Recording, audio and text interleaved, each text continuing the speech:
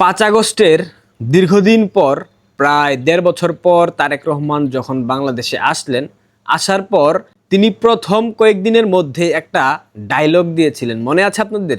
এ গুপ্ত গুপ্ত গুপ্ত বলেছিল না? তারেক রহমানের এই ডায়লগটা অনেক ভাইরাল হয়ে গিয়েছিল। সেই ডায়লগটা সামনে রেখে আমি কয়েকটা কথা বলি। গুপ্ত, বাংলাদেশ ছাত্রলীগ, বাংলাদেশ আওয়ামী লীগের সকল সহযোগী এবং অঙ্গ সংগঠন যেগুলো আছে এগুলার মধ্যে কি 5 আগস্টের পর গুপ্ত নাই? অবশ্যই আছে। আপনারা খেয়াল করবেন, ইরান, ইসরায়েল, মার্কিন যুক্তরাষ্ট্র এই 3 দেশের সংঘাতে এক শ্রেণীর গুপ্তরা কিন্তু বের হয়ে গেছে। অনেকে বলবেন ইসলামের পক্ষ নেওয়া কিংবা আয়াতুল্লাহ খোমেনির পক্ষ নেওয়াটা কি গুপ্তের মধ্যে পড়ে? অবশ্যই পড়ে। আয়াতুল্লাহ খোমেনি কি বাংলাদেশের মানুষের কোনো উপকারে আসছে? শিয়া সম্প্রদায়ের নেতা তিনি। বাংলাদেশের সুন্নি সম্প্রদায় এবং বাংলাদেশের অসংখ্য হুজুর, মিজানুর রহমান আজাহারি, আহমাদুল্লাহ, এরা তো শিয়া সম্প্রদায়ের মানুষকে মুসলিম বলেই দাবি করে না।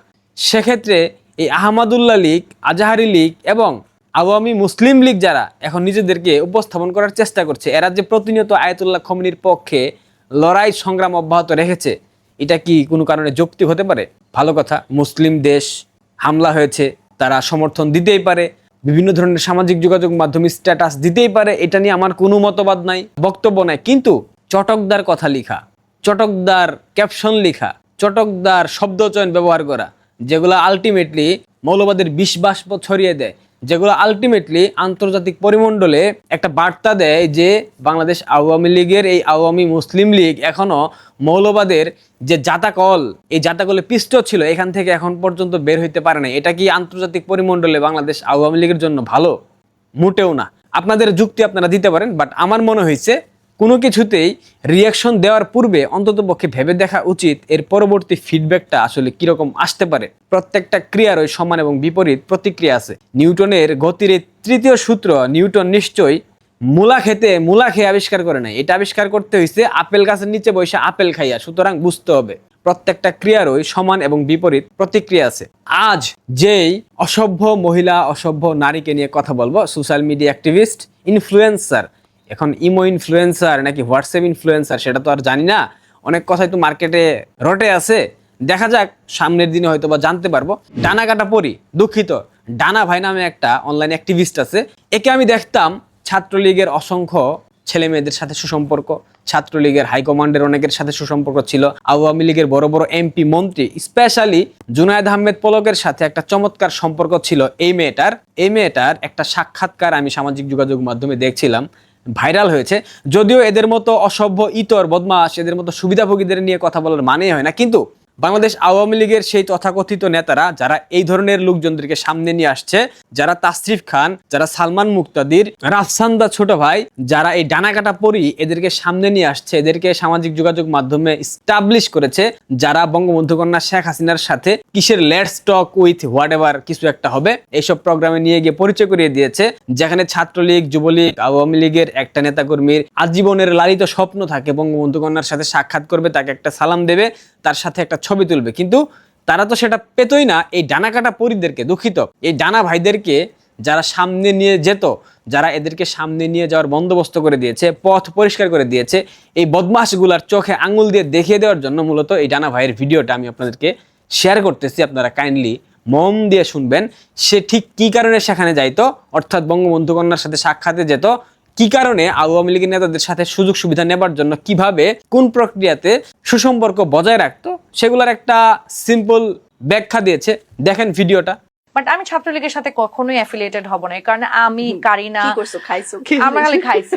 আর ওখানে আপু there was free alcohol, everyone was almost a lot of people were drunk, একদম ফ্রি অ্যালকোহল, যে যত খাইতে পারে। তো যারা যারা আসলে এখন অনেক ডিফেন্ড করে কন্টেন্ট বানাইছে যে কিরে ডানা, কিরে কাইনা, তোরা দালালে, তাদেরই আত্মীয় স্বজন, তাদেরই ভাই ব্রাদার, তাদেরই বন্ধু বান্ধবরা ওইখানে গিয়ে ড্রাঙ্ক হয়ে পড়েছিল।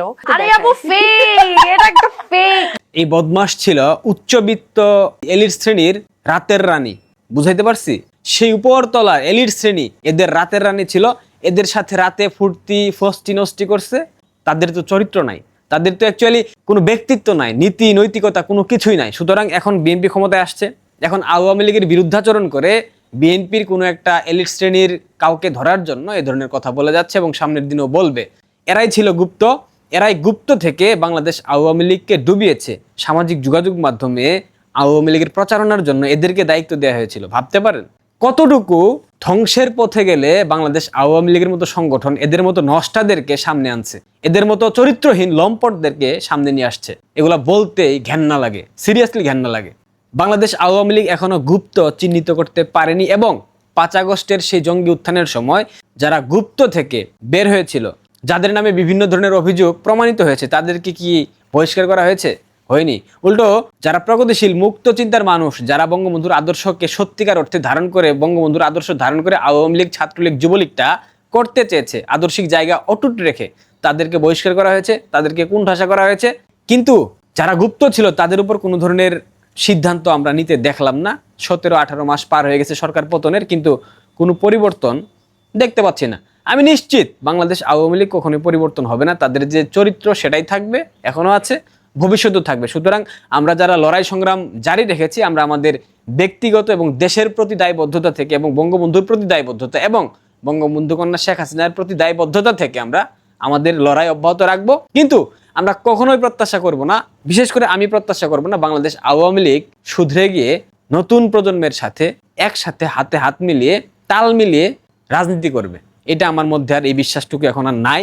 যদিও জানি না পরিবর্তন হতেই পারে, বাট যেই ধরনের আচার আচরণ তারা করছে, কোনোভাবে মনে হয় না তাদের মধ্যে উপলব্ধির জায়গাটুকু সৃষ্টি হয়েছে। ছাত্রলীগ গুপ্ত চিনতে না পারলেও বাংলাদেশ জাতীয়তাবাদী ছাত্রদল তারা ঠিকই গুপ্ত চিনেছে। তানভীর বারী হামিম, যুগ্ম সাধারণ সম্পাদক ঢাকা বিশ্ববিদ্যালয়ের এবং একটা হলের আহ্বায়ক, তাকে বহিষ্কার করা হয়েছে। আমরা প্রথম থেকে বলেছি এই ছেলেটা গুপ্ত, কারণ এ বিএনপির রাজনীতি করে, কিন্তু এর আচার আচরণ, চরিত্র সবকিছু গুপ্তরা যেমন, গুপ্তদের মুখের ভাষা যেমন, স্ট্যাটাসের শব্দচয়ন যেমন, ঠিক এমন ছিল। ফজলুর রহমান বীর মুক্তিযোদ্ধা, আমি তাকে নিয়ে অনেক সমালোচনা করেছি, কিন্তু গঠনগত, কখনোই আমি তাকে ব্যক্তিগত আক্রমণ করিনি। বীর মুক্তিযোদ্ধা ফজলুর রহমানকে আমি আমার পিতার মতো সম্মান করি, কিন্তু বিএনপির নেতা ফজলুর রহমানকে আমি সম্মান করি না, করিনি, করব না। এটা আমি আবারও বললাম আপনাদেরকে। বীর মুক্তিযোদ্ধা ফজলুর রহমান, আমি তাকে সম্মান করি, এই সম্মান কখনো নষ্ট হবে না। সুতরাং এই ফজলুর রহমান সাহেবকে নিয়েও এই তানভীর বারী হামিম না কি যেন নাম, এই জঘন্য নোংরা ছেলেটা বিভিন্ন ধরনের অশ্লীল ভাষায়, অশ্রাব্য ভাষায় ফেসবুকে স্ট্যাটাস দিয়েছিল। এরপরেও ছাত্রদল তার বিরুদ্ধে কোনো প্রকার ব্যবস্থা নেয়নি, কারণ বীর মুক্তিযোদ্ধা ফজলুর রহমানকে ছাত্রদল, যুবদল, বিএনপি ধারণ করতে পারে না। তাকে মনোনয়ন দেওয়া হয়েছে, তাকে নমিনেশন দেওয়া হয়েছে শুধুমাত্র ওই অঞ্চলে ফজলুর রহমান সাহেব যদি স্বতন্ত্র হয়ে নির্বাচন করতেন, বিপুল ভোটে রুমিন ফারহানের মতো জয়ী হতেন। সুতরাং সেই রিস্ক বিএনপি নেয়নি, যার কারণে তাকে মনোনয়ন দিতে এক প্রকার বাধ্য হয়েছে। তাকে কিন্তু কোনো মন্ত্রণালয় দেওয়া হয়নি, মন্ত্রণালয় দেওয়া হয়েছে মুক্তিযুদ্ধ মন্ত্রণালয়, বিহারি স্টাককে দেওয়া হয়েছে। এটাই হচ্ছে বিএনপির চরিত্র। যদিও ছাত্রদলকে ধন্যবাদ এই তানভীর বারী হামিমের মতো গুপ্তকে চিনে তাকে অব্যাহতি দেওয়ার জন্য, কিন্তু ছাত্রলীগের প্রতি আফসোস হয় আপনারা এখন পর্যন্ত গুপ্ত চিহ্নিত করতে ব্যর্থ হয়েছেন। আগামী দিনে আপনারা যে আদৌ গুপ্ত চিহ্নিত করতে পারবেন কিনা তার কোনো নিশ্চয়তা নাই। প্রিয় দর্শক, ভালো থাকবেন, শেয়ার করবেন, সাবস্ক্রাইব করবেন, কমেন্টস করবেন। ধন্যবাদ।